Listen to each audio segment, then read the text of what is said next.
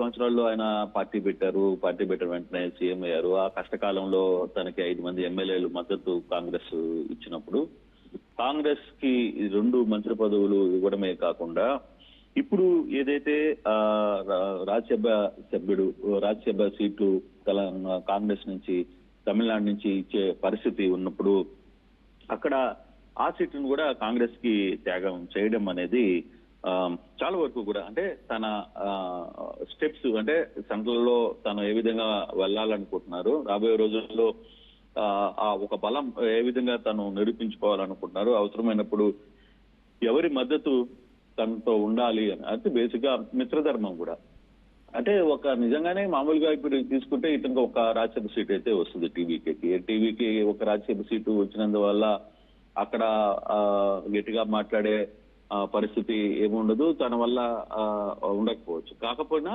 కాంగ్రెస్ ఒక లిస్ట్ ను కూడా ప్రకటించింది. ఆ లిస్టు పూర్తిగా కూడా ఇప్పుడున్న 5 మందిలో చూడాల్సిన నేపథ్యం అయితే మనకి ఉంది. కాబట్టి తమిళనాడుకి సంబంధించిన వ్యవహారంలో ఎవరైతే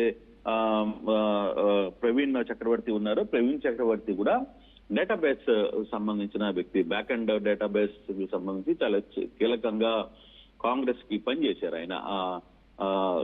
ఇటీవల కాలంలో కాంగ్రెస్ అంటే రాహుల్ పాదయాత్రల సందర్భంగా కావచ్చు, లేకపోతే కొంత డేటాని సేకరించడం, ఇటీవల సిబిఎస్ లాంటి సంఘటనలు, దీనికి సంబంధించిన వ్యవహారాలంతా కూడా కొంత ప్రవీణ్ చక్రవర్తి చాలా జాగ్రత్తగా పనిచేశారు. కాంగ్రెస్ కి రాహుల్ గాంధీకి కొంత డేటాని అందించడంలో చాలా కీలకంగా వ్యవహరిస్తున్నారు. సో ఇటు టీవీకే వాళ్ళతో కూడా కొంత మంచి సంబంధాలు ఉన్న నేపథ్యంలో అతనికి తమిళనాడు నుంచి సీట్ ఇస్తే బాగుంటుందని భావించిన నేపథ్యంలోనే విజయ్ కూడా వెంటనే తన మద్దతు కూడా కాంగ్రెస్ కి ఇచ్చేశారు.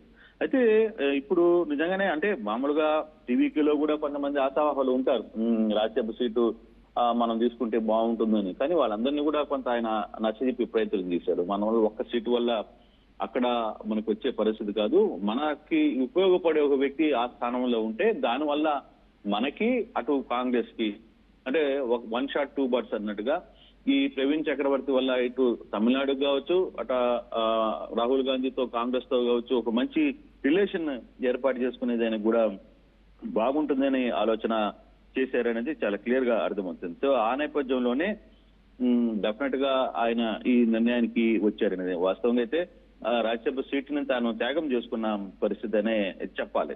కానీ రాజకీయాల్లో వచ్చిన 2 ఏళ్లనే విజయ్ ఇటువంటి నిర్ణయాలు అంటే టక్కని ఒక నిర్ణయాన్ని తీసుకోవడంలో స్పీడ్ గా నిర్ణయం తీసుకోవడంలో కూడా తనేమి వెనుకడుగు వేయడంలా. ఒక చిన్న తప్పు చెప్పినా దాన్ని వెనక్కి తీసుకోవడం, లేదు ఒక నిర్ణయం తీసుకోవాలి, లేదు మద్యం క్లోజ్ చేయాలి, 778 షాపులు క్లోజ్ చేశారు. ప్రైవేట్ స్కూల్స్, అక్కడ ప్రైవేట్ స్కూల్కి సంబంధించి ఫీజులు గవర్నమెంట్ ఈ చిన్న ప్రైవేట్ స్కూల్ నుంచి ఇంజనీరింగ్ కాలేజీల వరకు కూడా ఏదైనా ఒక రేటును ఫిక్స్ చేయాల్సిందే, మీరు ఇష్ట ప్రకారం దండుకుంటామంటే కుదరదు. ఇటువంటి నిర్ణయాలు కొంత అక్కడ యూత్ను చాలా గట్టిగా ఆకర్షిస్తున్నాయి. సాధారణంగా రోడ్ల మీద ఇటీవల కాలంలో వరుసగా టీవీకే కార్యకర్తలు రోడ్ల మీద చెత్త చెదారం ఉన్నప్పుడు కూడా మహిళలే స్వచ్ఛందంగా వచ్చి వాటన్నిటిని క్లీన్ చేయడం సిటీస్ లో ఒక ప్రోగ్రామ్ లాగా నిర్వహిస్తున్నారు. తమ విజయ్ ఇచ్చిన పిలుపు మేరకు ఎంతవరకు చేయగలిగితే మెడ్రాస్ సిటీని ఎంతవరకు క్లీన్ గా ఉంచాలనే ఒక ప్రయత్నాన్ని చేస్తున్న పరిస్థితి అయితే చాలా స్పష్టంగా కనబడుతుంది. అట్ ద సేమ్ టైం మిత్రధర్మం అనే పదానికి కూడా అసలైన అర్థం ఇచ్చేగా విజయ్ నిలుస్తున్నారు అనేది చూడాలి. ఈ నెల 18న రాజ్యసభ ఎన్నిక జరగబోతుంది. సో ఈ 4 సీట్లు తమిళనాడు నుంచి 1 సీటు చక్రవర్తికి ఇవ్వబోతున్నారు. దానికి విజయ్ పూర్తిగా మద్దతు తెలిపిన పరిస్థితి మనకు కనపడుతుంది.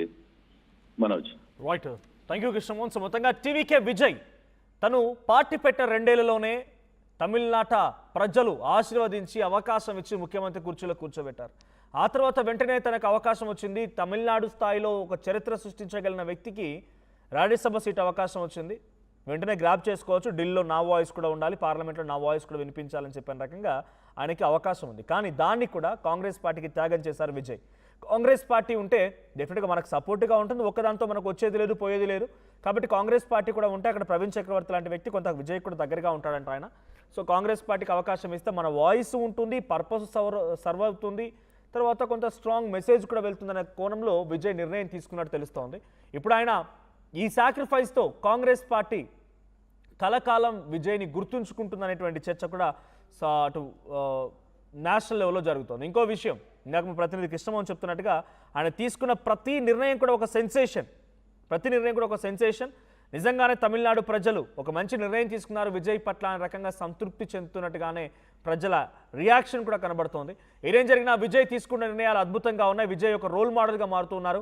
ఒక సీఎంగా, ఆ తర్వాత ఒక పార్టీ లీడర్గా, స్పీడ్ డెసిషన్ మేకర్గా, అన్నిట్లో కూడా తను మేటి అన్నట్టుగా అద్భుతంగా ముందుకు వెళ్తూ ఉన్నారు. సో ఇప్పుడు రాజ్యసభ స్థానాన్ని కాంగ్రెస్ పార్టీ కేటాయించడంతో కాంగ్రెస్ పార్టీ నుంచి ప్రవీణ్ చక్రవర్తి రాజ్యసభకు వెళ్ళబోతున్నారు తమిళనాడుని రిప్రజెంట్ చేస్తూ. సో తమిళనాడులో ఆ రోజు ఆయన గెలిచినప్పటికీ పూర్తి స్థాయి మెజార్టీ లేకపోవడంతో పలు పార్టీల మద్దతు తీసుకున్నారు ఆయన. ఆ పార్టీలన్నీ కూడా ఇప్పుడు ఈ నిర్ణయాన్ని హర్షిస్తూ ఉన్నాయి, నిర్ణయాన్ని స్వాగతిస్తూ ఉన్నాయి. అట్ ది సేమ్ టైం 5 ఎమ్మెల్యేలు గెలిచిన కాంగ్రెస్ పార్టీకి 2 మంత్రివర్గంలో చోటు ఇవ్వడం, ఒక రాజ్యసభ సీట్ ఇవ్వడం, ఇవన్నీ కూడా రాహుల్ గాంధీ అండ్ విజయ్ మధ్య ఆ స్నేహభావాన్ని, ఇద్దరి మధ్య సత్సంబంధాన్ని, ఫ్రెండ్షిప్ని అద్భుతంగా ఇంకా డెవలప్ చేస్తున్నట్టు కనబడుతోంది. ఆ రోజు ప్రమాణ స్వీకారం రోజున కూడా అదే వేదిక పైన విజయ్ అండ్ రాహుల్ గాంధీ మధ్య ముచ్చటించిన తీరు, వాళ్ళ ఫ్రెండ్షిప్ ఒక మంచి పొత్తు ధర్మానికి నిలువుటద్దంలా కనిపించింది అన్నట్టుగా భావించారు. ఇప్పుడు అదే రకంగా మళ్ళీ రిపీట్ అవుతోంది. సో మీ అభిప్రాయం ఏంటి? విజయ్ కాంగ్రెస్ పార్టీని నమ్మడం మీరు ఎలా చూస్తున్నారు? ఓవర్గా నమ్ముతున్నాడు అనిపిస్తోందా? లేదు కాంగ్రెస్ పార్టీ నమ్మడం మూలంగా ఆయన డెఫినెట్గా బీజేపీపై వార్ ప్రకటించారని అనే రకంగా మీరు కూడా అనుకుంటున్నారా? సో విజయ్ ఈ రకంగానే ఇంకా సక్సెస్ఫుల్గా ముందుకెళ్లాలని మీ విషెస్ ఏంటి? మీ అభిప్రాయం ఏంటి? కామెంట్ చేయండి.